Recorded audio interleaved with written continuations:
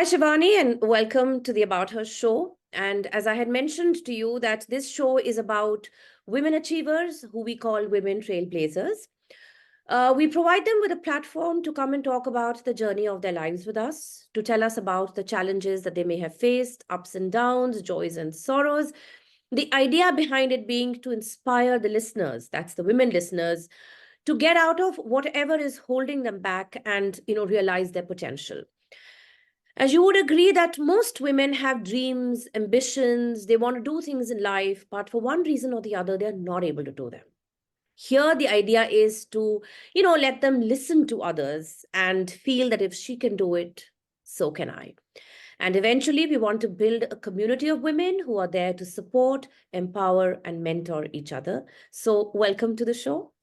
Thank you very much. It's my pleasure to be here. Thank you. So, without much ado, let's dive in. And with the first question. So, could you tell us a little bit about your childhood, your early life, and how you think those experiences, shaped your personality and made you the kind of person that you are today? So when I think about it, I think I can say that there were three big influences in my life in my early childhood. One is that I had a maid who I loved to death. She Yeah. was very prayerful, very godly human. She was jumping the mala constantly or visiting holy places. So I think it's not as if it was who she was, but it influences it. It creates a framework of a certain kind of person that impacts your life. Yeah. And for somebody who was completely illiterate, she was full of Quranic stories. So that just became a narrative, a language that I was exposed to. Then my Nani house was Jain. I would say that was my biggest religious, spiritual influence. And Jainism is a lot about how we do life rather than scriptural knowledge. And then I grew up in an Arya Samaji home, so we had Havan every Sunday. So there was just from every different place, there was these different subtle influences, but they created the fabric of my life and fabric of what I absorbed as a child. I would say that though my grandparents from both sides is business homes and families, but the conversation was not so much about the business as much as that about a certain type of living, about values, especially the Jain, this thing, like I remember so clearly as a teenager, my Nani would say things like, you must take off all jewelry at night and put it away. And you say that maine tumhe tyaga till the morning. Okay. So such a little thing, but it's like it's teaching you how to have a certain distance from material things. Even though we lived with material lives and it wasn't as though there was austerity there, but in what you absorb, there was definitely a very powerful spiritual and value-based sort of life. Okay. So it did influence you, and you think that what you're doing today is an offshoot of that? I think so. I think it was subtly, there was a language that I imbibed. Okay. Yeah, you're right. Not everything has to be taught to you in a very obvious manner. Children tend to imbibe more, by observing than by being actually told to do something, that I think is, is very true. All right. So as a young girl, as a young child, you must have had aspirations or dreams of wanting to become something or like someone when you grew up. So could you share some of those with us, or any one of those with us? I No? was just a regular kid. When I think about that, I can't really say that any such thought had crystallized in my head. I was a fairly timid, we were in a traditional home, so kind of law-abiding citizen of that traditional home. Okay. All right. Okay. Okay. So, but what did So, you think you would do when you grew up? traditional Baniya homes, the girls kind of realize that at some point you'll marry and raise a family. Mm. And uh, and uh, and I thought I would work.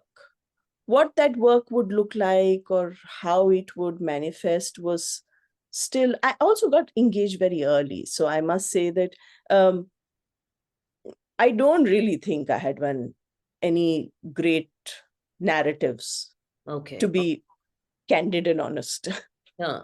Fine, fine, fine. That's actually a lot of us, a lot of women in, I mean, our country, they do grow up like this, so which is absolutely fine. But I think, yes, like you said, what to imbibe somewhere, then it comes out later in life, It may not be as direct as, Yeah. yeah, yeah. All right. So then coming to the work that you do now, that there are two things that I know about you. I mean, I've known you for, I think, almost 10, 15 years now, if not more. And one thing, Yeah. of course, yeah, is your love for saris, of course, which we have in common and which we will come to in a while. But the space that you are in right now, which is about self-regulation, mastering the mind, how did you get into this? So, like I said, I married young, Yeah, yeah. right? And I married into a home which was very entrepreneurial, like fiercely entrepreneurial, very successful. It was all about the impact you're making, the reach you have. So from this sort of very Gandhian value-based life, there was this life of impact, this life of going out and doing in the world. Okay. So I would say because I got engaged and married so early, so that also became a very strong influence of um, uh, how I saw a very different way of living life. Mm-hmm, mm-hmm. And between the two homes and families that I absorbed and imbibed from, Mm. I drew a lot of value. Mm-hmm. I can't say that I had any great entrepreneurial uh, ambitions, Okay. but I did feel like something was missing. There was something that I wanted, that, and I didn't know what that something was. Like it was like a quiet searching, Okay. you know. And and though so life was comfortable, Mm-hmm. um, but I wanted something. Now I had no idea what that something looked like, right? Yeah, yeah. So when I did my first Isha program, when Okay. I met Sadhguru, and Mm. it wasn't like, I was like, oh my God, this is my guru. But Mm. I did a program that promised, I had heard that meditation is very good for you. I um, so when I did that, that changed my narrative. That changed my understanding of life. It changed my perspective dramatically. Okay. And somewhere it was like I found. Okay. Okay. So that's where really my journey began. Okay. Um, Where you started to think that you wanted to do something. no, Huh. where I started to understand that there's a science to self. There's a different way, like experientially, I Okay. found that how I acted, reacted, responded, shifted. Mm-hmm. So this is still not about me wanting to do anything. It's just about me imbibing a different way of uh, learning, like a whole different life language, which Okay. until then I had not been exposed to. Okay. So, so my language changed, my relationships changed, my relationship with other people changed, my relationship with nature, like everything had like a subtle axis shift. Okay. So, so I think that's where that journey began. And it, there was also a yearning to do something which was meaningful, that was of service, of like helping others. And I think my love for saris also shifted from just being my love for the beauty of saris and to wanting to make a difference, wanting to first was also just wanting to help the craftsman. Okay. But after a point today where I stand, I think I look at it and I see an intricate Urisaikat. And I remember a friend of mine who's an entrepreneur with Urisaikats. She's like, Shivani, they're magicians, they're mathematical geniuses. So, there's so much, there's a certain godliness in their work.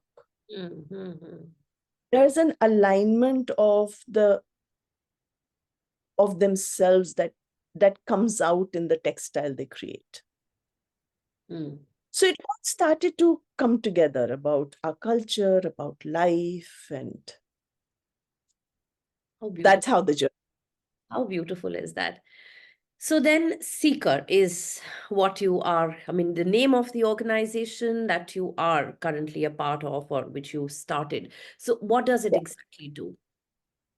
So Seeker is an app, a digital platform that I founded. And I found these two other co-seekers, let's call it. I was a seeker on a path, my two other people. And together we created a framework. All of what we do, what we have done is based on ancient Indian scriptural knowledge.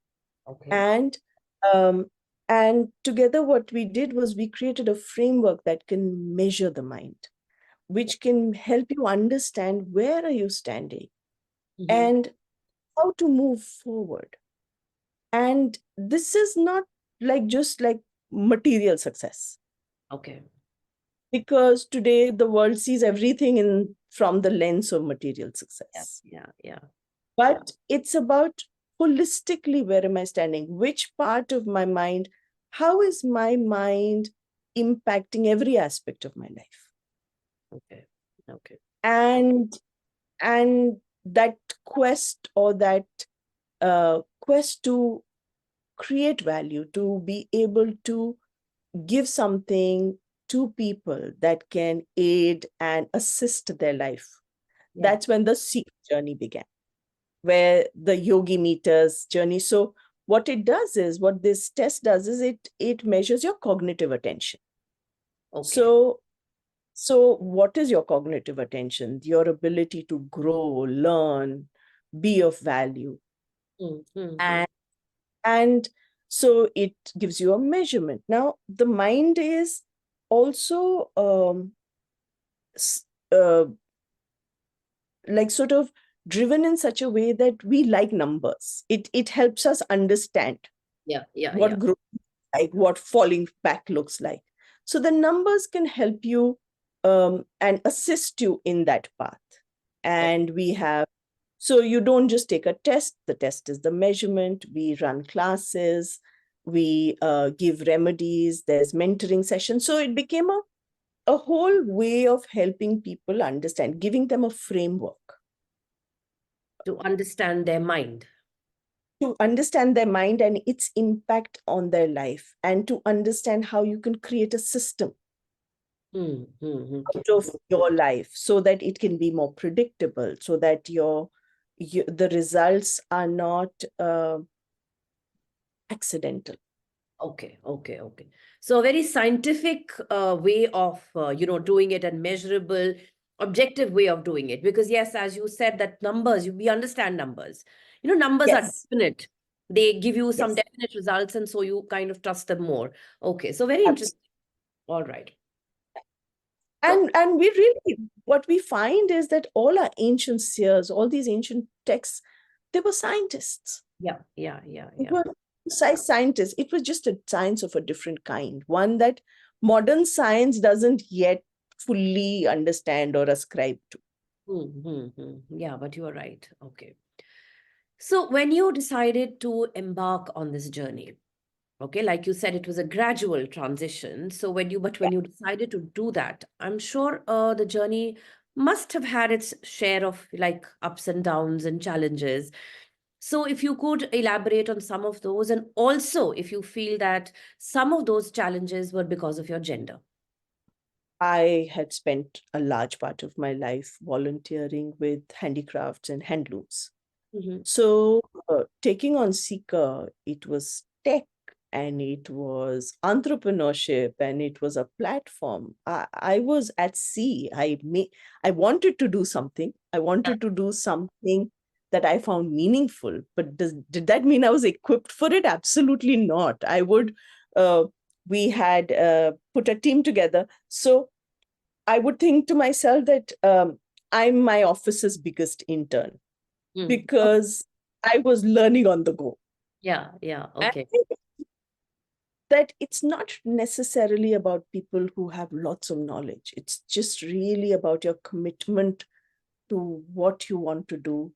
And in time, you find the path.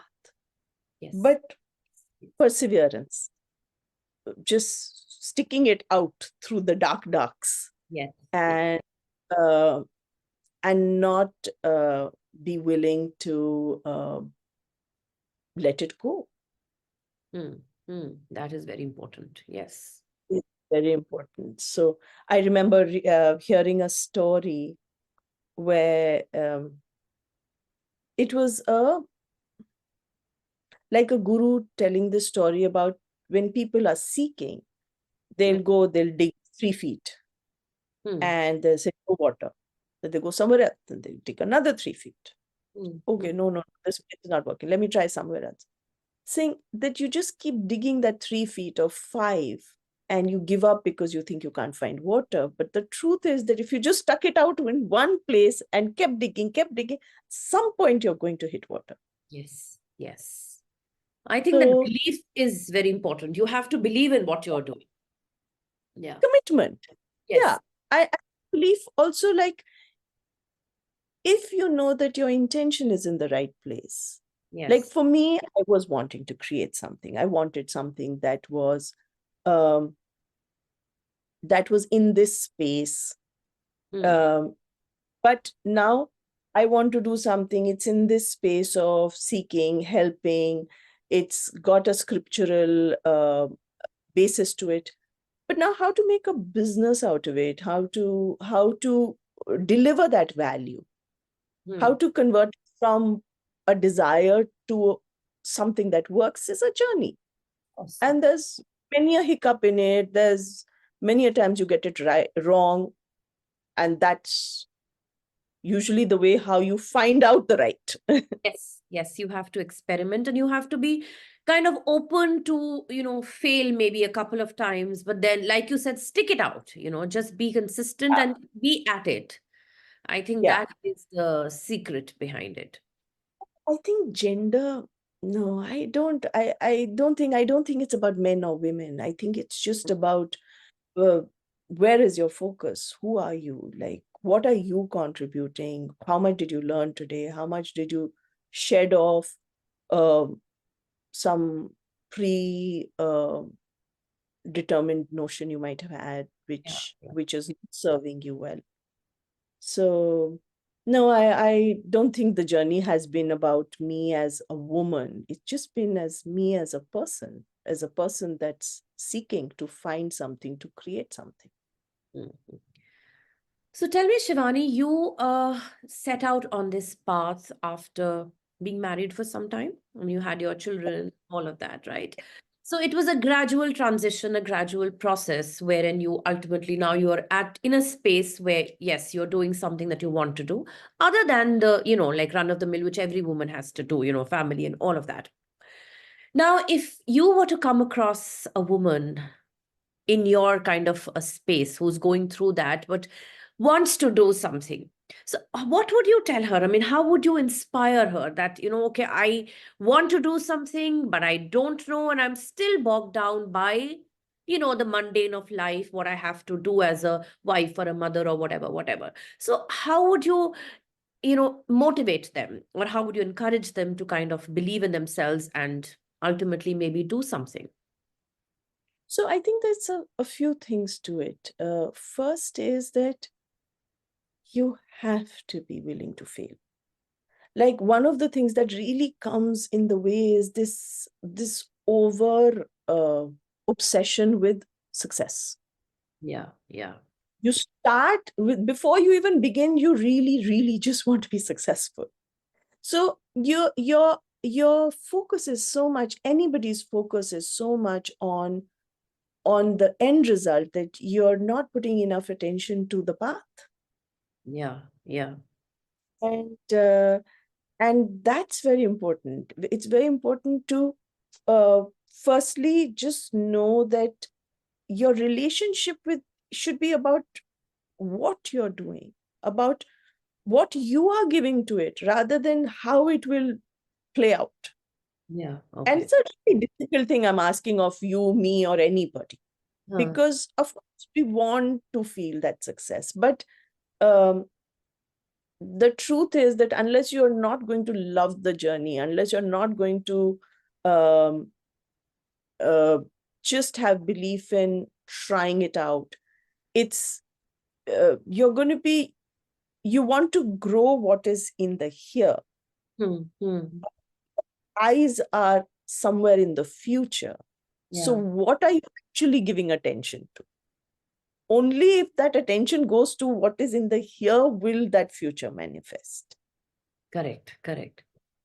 And the second thing is that I think that as women, we identify, we sort of, uh, we're nurturing creatures. So our families, our kids, our responsibilities to society, to loved ones, friends, is very strong. But I believe every human being, and I don't even think it's necessarily men or women, but I think every human being needs to feel a certain validation of self. Of course. Yes. You feel like, I did this because it's about me. Yeah, It's about my contribution. right. And for that reason, any day you start should be the right time. For me, I think when my girls started to grow, and uh, they were like, they had both left the nest. One had gone to boarding school, one had gone to college. Mm. Um, And while they were growing, I was really sure that I wanted to be an around mom. I wanted to do part-time work. Raising them and being around was very important to me. Yeah. And it was a very important part of how I wanted to do life. But once they had both left, and knowing that now it was just going to be their life is about them growing and them moving forward. Mm. So then comes, what about me?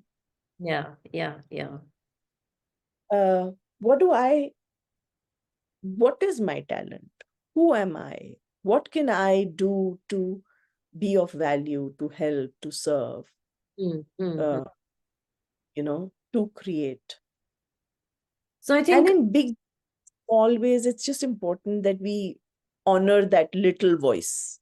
yes, yes. I think like that self-reflection, understanding what we want from life, giving it time to kind of grow and, maybe solidify in terms of, the belief.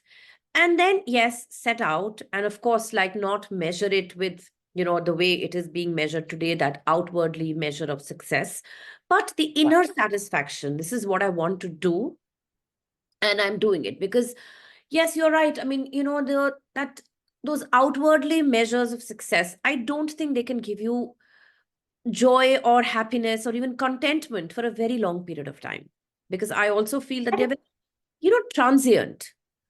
They're there it's today. also attention. Where is your attention? Your attention is on someone else and their reaction. Yeah, yeah, Attention yeah, being to, what am I doing? Am yeah. I, from yesterday, did I learn something? From yesterday, did I contribute something? Did But, I, what value addition did I do within me? yeah, yeah, right. And a lot of times sometimes it is finding a path. Sometimes we're lucky that we find a path but sometimes we have to try one thing and try another and find that it failed or find that it didn't hold our interest. But without doing, we can't get anywhere. We have to do. That's the whole that karma thing, you have to do it. And I think the fear of that failure is what holds a lot of people back. How does it matter? Yes, At but least I you think you tried. have to get out of that mindset. Yes. The first step Yes. is getting out of that mindset, and everything else, I think, will kind of fall in place once you're out. Absolutely. Yeah. Absolutely. All right.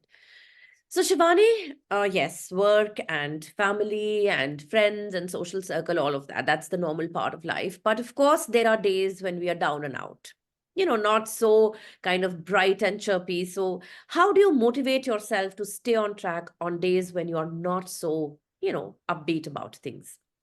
I think fundamentally something shifts. Okay. Like I find it's about, I say this very often. I said, life can keep going up and down, but you don't have to bob with that life ka up and down. Yeah. Yeah. And that comes from the Isha practices, from observing myself, observing the mind. Like, today this mind is throwing out a whole lot of stuff. Yeah. Yeah. And it's okay. You create some distance between you and all that's going on. Mhm. And if your focus is on what do I need to do, Yeah. uh, you're feeling upbeat, you do it. You're not feeling so upbeat, you do it. Like you just do it, Yes. and it passes. It passes. But I do think that um, uh, so that's what spiritual practices are called, practices, Yes. because it's a practice. It's something you have to do every day. Yeah. It's something like you eat, just like you brush your teeth. Yeah. Um, you do this to keep a certain mind muscle Mhm. strong and resilient. Yes. Yes. True. I think also like what you said, what has to be done has to be done, whether it's, you don't have to like the ups and downs, you should not, like you said, bob up and down with them. Kind of just show up if it is to be done. And I think it has a lot to do with discipline, with that Yes. commitment that I have to do it no matter what. So, okay, maybe today maybe I'm unwell or I'm not able to do it, but it's okay. But like if it has to be done, then it has to be done. That kind of a thing. Yeah, that And makes. also, when you start learning, when, like, say, what we learned and what we teach Yeah. in Seeker, in mind, we call it mind mastery. The program's called the Mind Mastery Foundation Program or Immersive Program. So, what we start to learn is that even the mind is a machine. There's a framework on how to use it, how to optimize its use. Yeah. If I had learned a whole bunch of those things, how important discipline is, how important your relationship with the sun is, your circadian rhythm is, you Uh-huh. know, so now it also starts to demystify. Like you don't just think you're going through an up and down. You start to understand that, oh, I got so involved with those emotions of mine that Yeah. I Yeah. top, and so it's just sort of getting empowered through knowledge and experience. Yes. Yes. That's true. That's true. Yeah, so Shivani, you see now around you, a lot of women are being able to do what they want to do and not only do it, but attain perfection as well. So they are becoming successful in whatever fields they're choosing to be, whether it is law or it's medicine or it is a media or writing, whatever it is. My question to you is how does the world react or how is the world reacting to these successful women? And when I say the world, I mean both men and women. How do people react to women who are, as successful as any man in the room? I'm not your stereotypical woman type of person, or I don't think of myself as a feminist or some such. So I can't answer in that respect, because I feel like, what is your relationship with? Is it with the manifestation of what you're doing? Okay. Or is it with who you are? Like for me, um, I don't look at life like that. I think that it's about what am I doing? How much more am I contributing?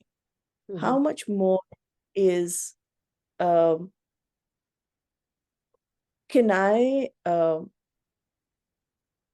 feel comforted and um, validated within myself for the effort I put in, Okay. for the intention I bring to the table?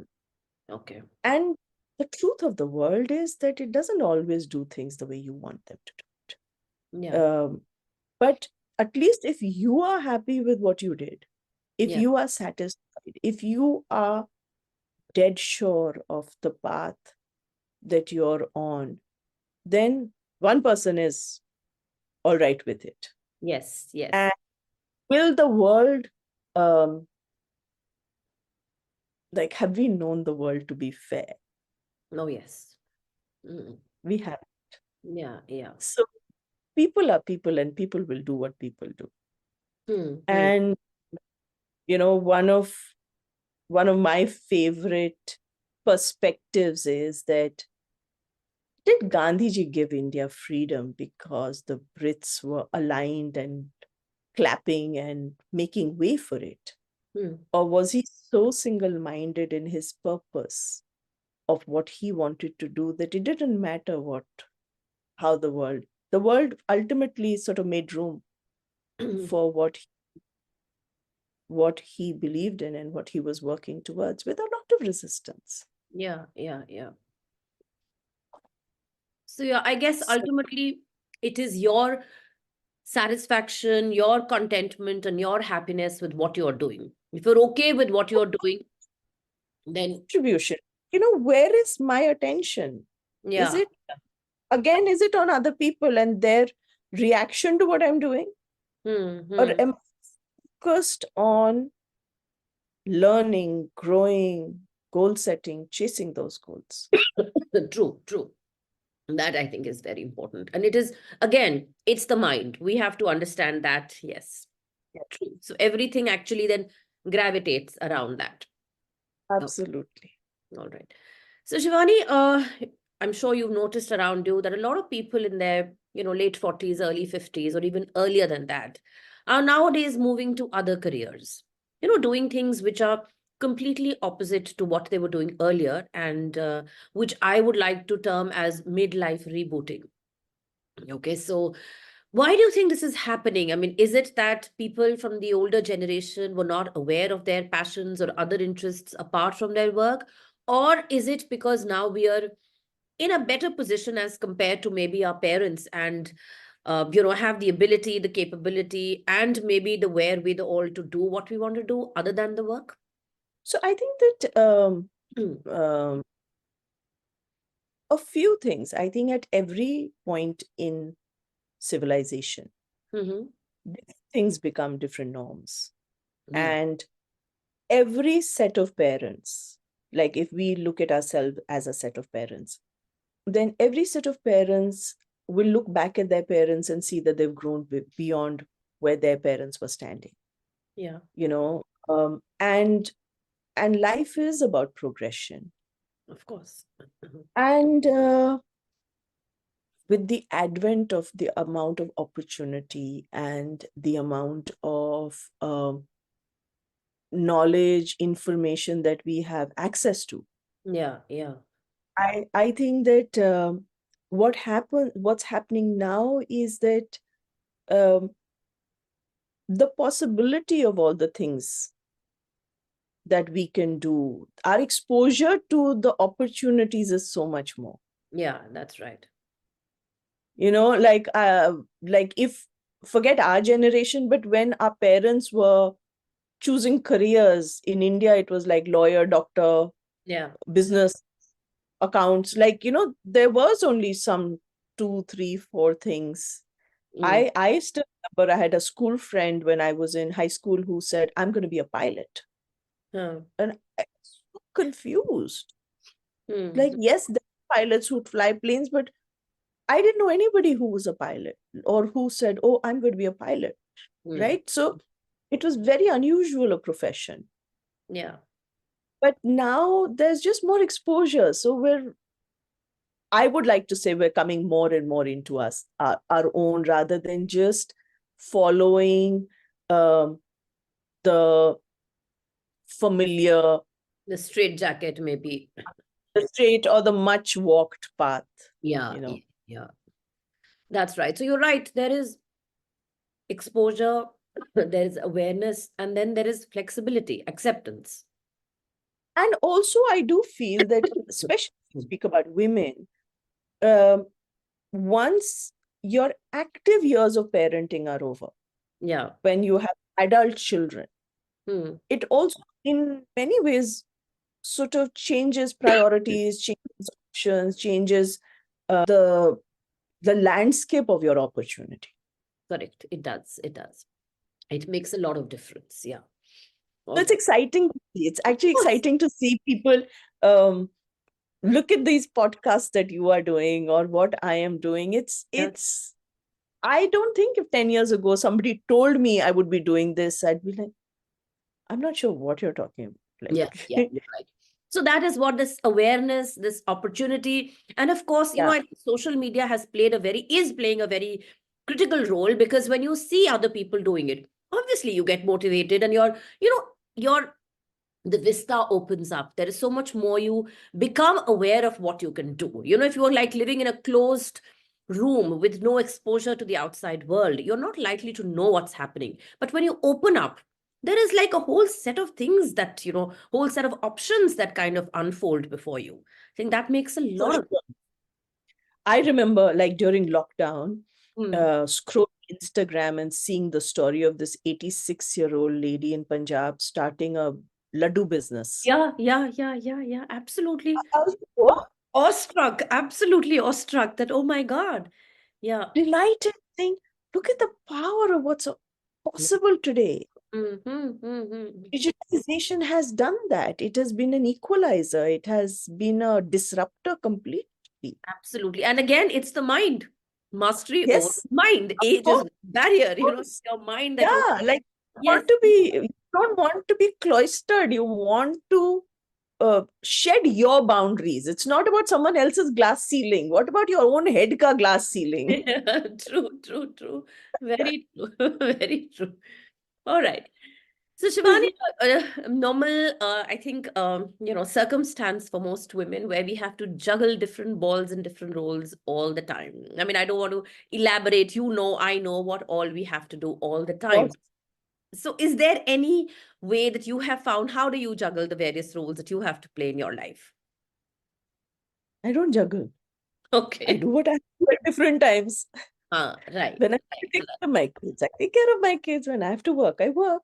Yeah. If some asks of me, I think it's the compartmentalization that makes us feel like we need to juggle.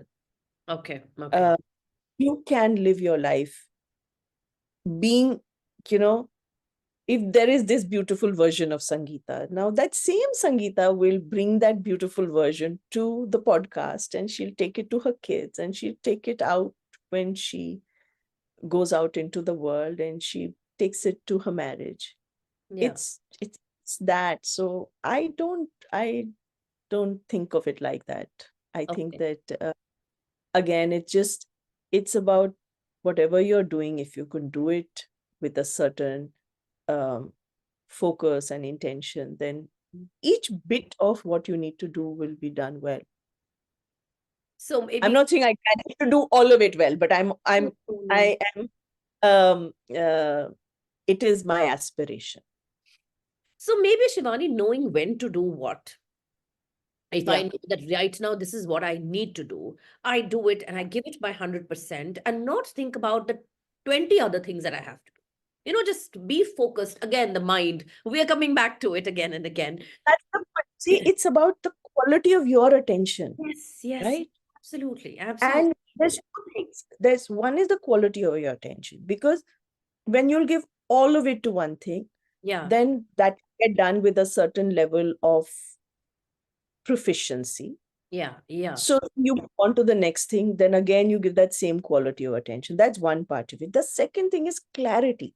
Yeah. When you are working on your mind, then you have that much more clarity of thought. You have more perspective. You can sort of observe yourself. What are these choices I'm making? Why am I making it? What is it in my head that's full of and going on making jalebis on the inside? Like, so when you can start looking at that, then you have a little more perspective. Rather than questioning something on the outside, you question yourself, what am I doing? Why am I doing what I'm doing? Right. And so when you have that clarity, then you will know what to say yes to, what to say no to. Yes, that is true. So that clarity again in your mind is very important, and give your 100%. And like I said, don't think of all the other things you have to do. They will also happen in time. But right now, Absolutely. this is the task at hand. So let me do my best here, whatever I can. And every being is a social creature. So we all have hundreds of things that we need to do, have to do, Yeah. want to do, That's right. and the choices we make, that's what makes the difference. Yeah. Like, how you choose. Yes. Will you keep running after everything that your heart tugs at? Yeah. Or will you say no to many things and saying, no, this is where I would want to put my attention. Yeah. So basically, not run after every ball, but choose the balls that are critical, that are crucial or important for you. Okay. I mean, just to give what is important more space, to create space. Correct. Yeah. So Shivani, where do you see yourself 10 years from now?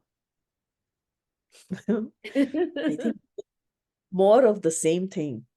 Okay. Really, just learning, growing, contributing, becoming a better version of myself. Wonderful.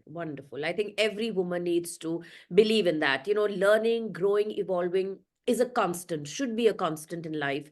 And when we strive to become better versions or better at whatever we are doing, I think we are just opening up so much for ourselves. And I think that is what is important. You need to open up your mind to it.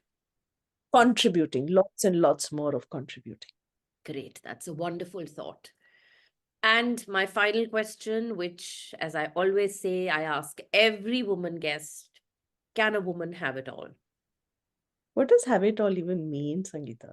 Yes, that is actually the clarity. You know what? At first. What is that? What is have it all? Like, I think that if I am on a quest, when you say, where do you see yourself 10 years from now? So I'm like, I want to be a much better version. So today I can't have that 10-year later version of myself. Yes. So at all times, it's about where is my focus? Where is my attention? And it's not about what I'm acquiring. It's really about what am I giving to it? And yes, I can give it all. Yes. So I don't know about have it all, but I think I can give it all. So but when I you're have giving it all is maybe when you're having it all, because this is what you want to do. So when I say have it all, I basically mean that do you have what you want? And the choices that you've made, are those choices your choices or they've been imposed on someone? So if I've made my own choices and if my choice is to give it all, then it is my have it all because that's what I want from life. So I think maybe not at the same time, but every woman can aspire to have all that they want at different points. and I also think that one of the things that I've learned, I didn't understand this as a young person because I really did feel like restrictions were imposed from the outside. But the fact is, it's because we are fearful. It's because we are not willing to stand up for what we believe in. We are not willing to stand up for ourselves, and we expect someone else to do it. We want the heavy lift. Yes. It's convenient to blame someone else for it. That is true. So I think But we need to have clarity, and then we need to kind of stand up for ourselves and work towards what we want. That I think is important. yes, Everyone needs to do that. Yes. Okay. Every human being needs to do Every that. human being, yes, let us, yes, make it, yes. Every human being. Yes, Mm. Shivani, an extremely, extremely enlightening conversation. Very interesting. And I love the way that how everything ultimately is about the mind. It's Yeah. just that we need to be mindful about that because it is all about that. So I think it's I mean, this conversation with you has really, made me focus. And I'm sure the listeners will also kind of, start focusing on that, that it is at the root of everything.